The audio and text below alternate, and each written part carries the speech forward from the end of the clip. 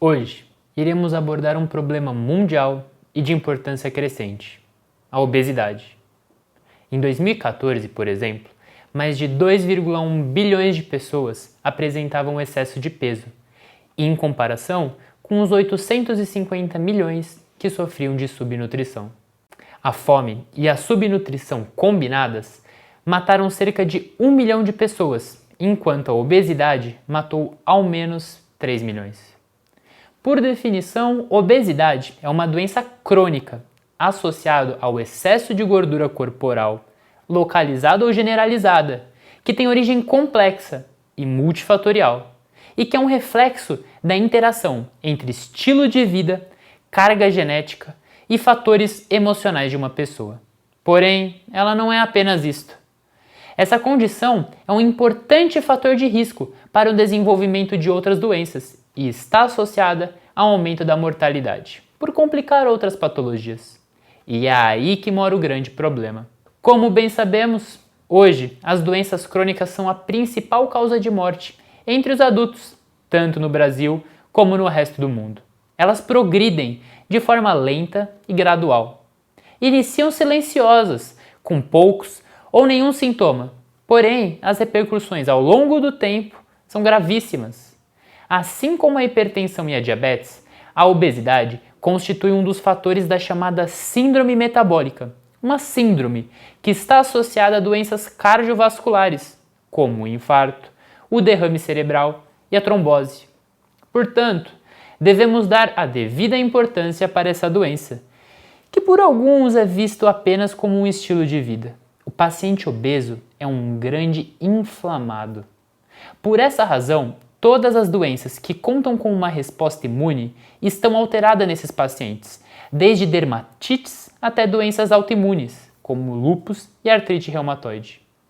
As repercussões da obesidade estão atreladas a outros problemas, como aqueles que afetam o sistema respiratório, pois pode estar relacionado com o desenvolvimento de refluxo e piorar os sintomas da asma. Os problemas ortopédicos também ganham destaque neste grupo, pois a sobrecarga mecânica nas articulações gera, além de dor, um desgaste que pode ser irreversível.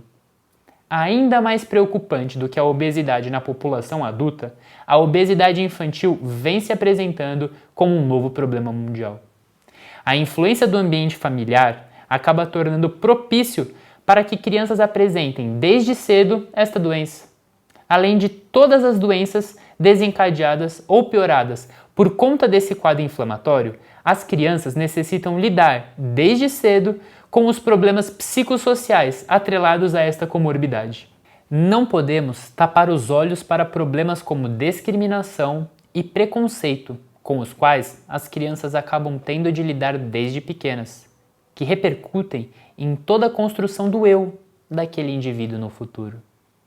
Lembrando que não existem regras sobre o que é o corpo ideal, mas devemos sempre colocar a nossa saúde em primeiro lugar. Para chegar aonde estamos, é preciso entender que o país vivenciou uma rápida transição nutricional, saindo de um quadro de desnutrição e caminhando em direção ao lado oposto, o de sobrepeso e o da obesidade. E esse contexto é marcado pela modificação da dieta do brasileiro, tendo havido um aumento significativo no consumo de alimentos ultraprocessados, que são aqueles alimentos de mentira, como é o caso das bolachas recheadas, dos refrigerantes, dos salgadinhos, dos sucos de saquinho em pó. Alimentos nutricionalmente desbalanceados e cheios de calorias. Além da mudança no padrão alimentar, houve também uma redução na prática de atividades físicas na população, que adotou um estilo de vida mais sedentário em comparação com as gerações anteriores. Dado o cenário de epidemia gravíssima, devemos correr atrás de estratégias para enfrentá-las.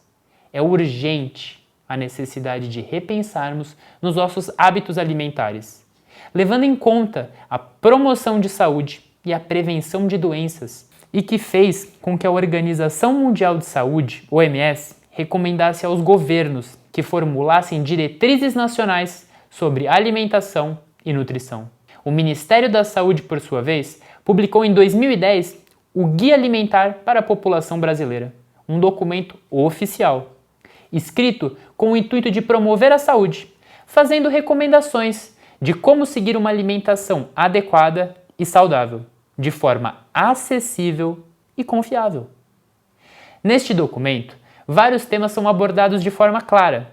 Dentre eles, vale ressaltar os 10 passos para a alimentação adequada e saudável, que, como o próprio nome diz, são 10 passos para começarmos a seguir um caminho para nos alimentarmos melhor e, assim, cuidarmos de nós mesmos, a fim de reverter esse quadro de obesidade. E os 10 passos são: número 1. Fazer de alimentos in natura ou minimamente processado a base da alimentação, ou seja, comer comida de verdade, sendo eles grãos, raízes, tubérculos, farinhas, legumes, verduras, frutas, castanhas, leites, ovos e carnes, variando dentro de cada tipo: feijão, arroz, milho, batata, mandioca, tomate, abóbora, laranja, banana, frango, peixes, ou seja, diversidade. 2. Utilizar óleos, gordura, sal e açúcar em pequenas quantidades ao temperar e cozinhar alimentos e criar preparações culinárias. 3. Limitar o consumo de alimentos processados, que são aqueles alimentos que de alguma forma sofreram alguma modificação, como é o caso das compotas de frutas, por exemplo, legumes em conservas, entre outros. 4. Evitar o consumo de alimentos ultraprocessados, que são os alimentos de mentira. Como eu disse anteriormente, como é o caso das bolachas recheadas, do macarrão instantâneo, dos salgadinhos de pacote. 5. Comer com regularidade e atenção, em ambientes apropriados e, sempre que possível, com companhia. Número 6. Fazer compras em locais que oferecem variedades de alimento in natura ou minimamente processados. Número 7. Desenvolver, exercitar e partilhar habilidades culinárias. Número 8. Planejar o uso do tempo para dar à alimentação o espaço que ela merece. Número 9. Dar preferência, quando fora de casa, a locais que servem refeições feitas na hora. E número 10. Ser crítico quanto a informações, orientações e mensagens sobre alimentação veiculada em propagandas comerciais. Por fim, como prevenção ou tratamento da obesidade de forma não medicamentosa, precisamos urgentemente adotar um estilo de vida mais saudável, comendo melhor e praticando atividade física, sendo recomendado nessa trajetória um acompanhamento de uma equipe médica e multiprofissional, inclusive com nutricionista. Existem diversos meios de comunicação que podem lhe incentivar esta mudança, mas a mudança, a de verdade, vem dentro de você. Acredite e busque um estilo de vida mais saudável. Se optar por uma leitura oficial, recomendamos o Guia Alimentar da População Brasileira, feito com linguagem popular e acessível a todos. Você pode baixar o Guia Alimentar para a População Brasileira acessando guiaalimentar.org.br. Boa jornada!